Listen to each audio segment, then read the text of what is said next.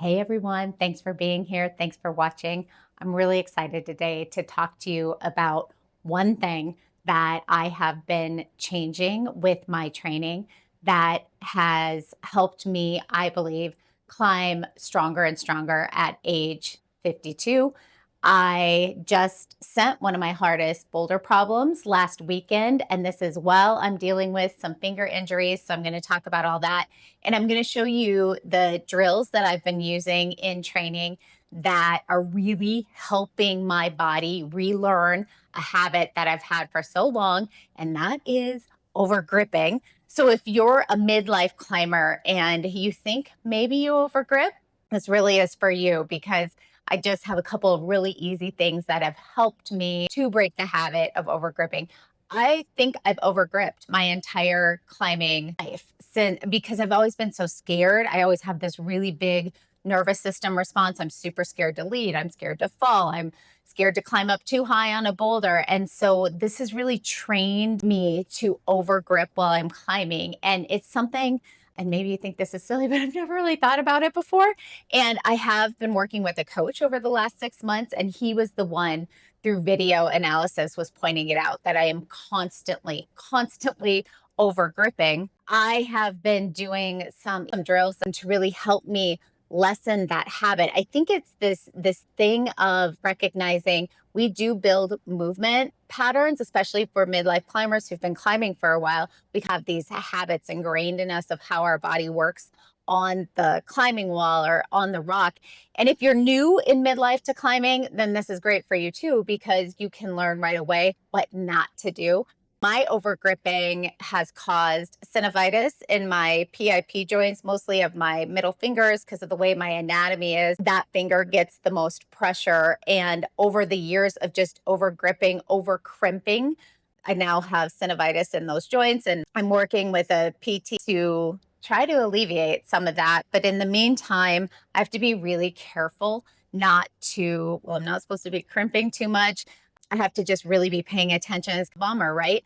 Because any sort of injury slows us down. But actually, what I'm finding is that with this injury going on, I am learning all these new ways about movement, about technique that is actually having me climb stronger and stronger while I have these injuries. I really believe it's because I'm learning new movement. I'm learning to relax that grip.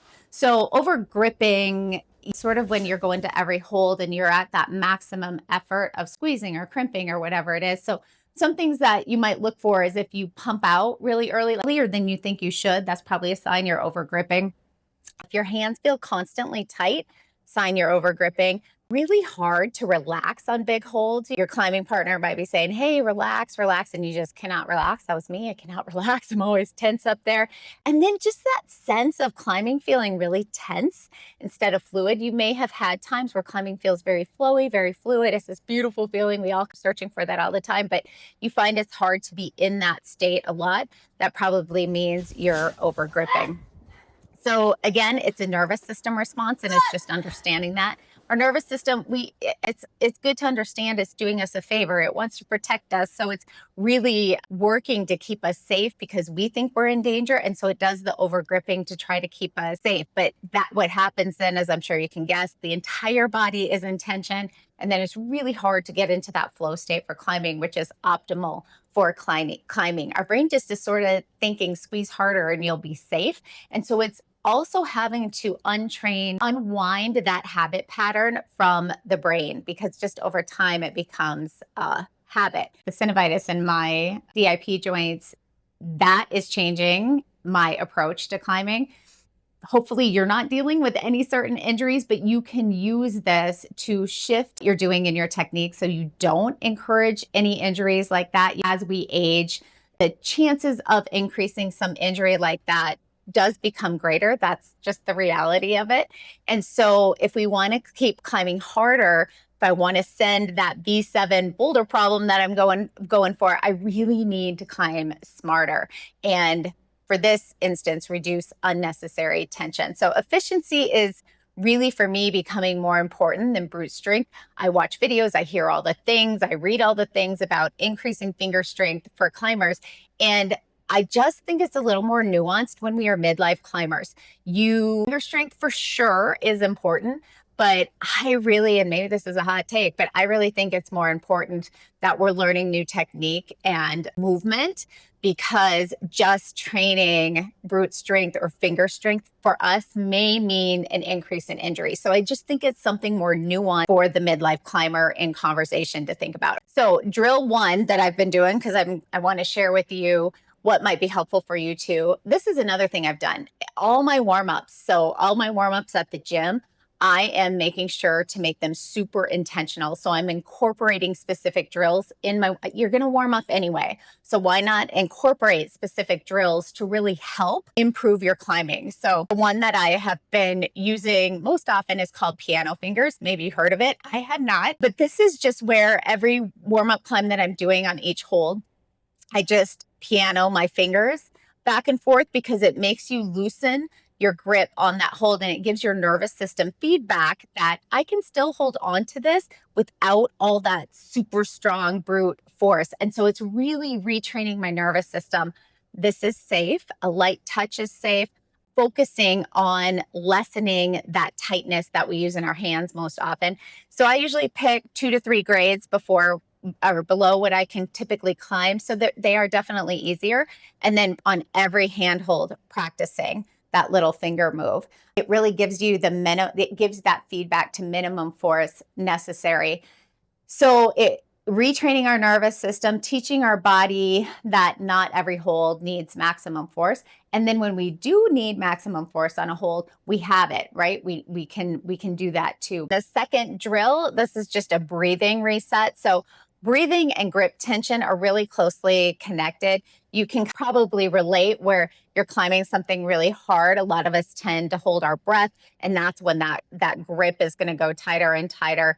Our shoulders tighten, forearms tighten, and then the grip pressure really increases. So when you reach a rest hold, just take one slow, deep breath and intentionally soften your hands. This is a lot about being super intentional when you're climbing. It's about keeping certain things in mind and reminding yourself. So because I'm really working on this of not over gripping, not over crimping, every single warm up I'm doing, I'm thinking about that. I'm intentionally going up the wall with that. And that's really, again, helping to retrain the nervous system. I talk about the nervous system all the time, even in therapy, because our nervous system is so habitually responds to how it is trained. And so if you're a climber like me and you maybe do have a little anxiety, a little fear with climbing, then most of us have trained that nervous system to overgrip. So we're trying to unwind or detrain nervous system. That breath and relaxing the grip, they link together, and that's helping to retrain that whole nervous system. So this really matters if you're trying to get to your next hard climbing grade, your next boulder grade. Often we are sort of fed this thing of we have to be stronger, we have to have stronger fingers. And I just think it's a lot more nuanced than that. And I think it's important to look at, maybe it's not about getting those stronger fingers. Maybe it's about finding a better technique and climbing with less effort and undoing the nervous system pattern of overgripping. So here's your challenge in your next climbing session. Spend the first 20 minutes when you're warming up really assessing, am I maybe overgripping? Could I do this drill of the piano fingers and see what that feels like? Do I notice that when I do that, I can use less tension? I think it's a great way to really improve technique and lessen the chances of synovitis, or if you have it like I do, really helping to moderate it and hopefully heal it. So it's not just about climbing harder. This is about climbing smarter, climbing longer, and staying healthy. Sometimes the biggest breakthrough in climbing doesn't have anything to do with strength. It really is learning to use less effort. Well, thanks for being here. Thanks for watching. Please subscribe if you haven't already. That really helps the channel, helps me continue to make these videos and throw them out there. Hit if you found something valuable in this, and also leave a comment. Let me know, are you training fingers? Are you in agreement that maybe it's more about lessening grip? Just let me know what's going on with you, and we can have a little conversation back and forth about that. Again, thanks for watching. See you next time.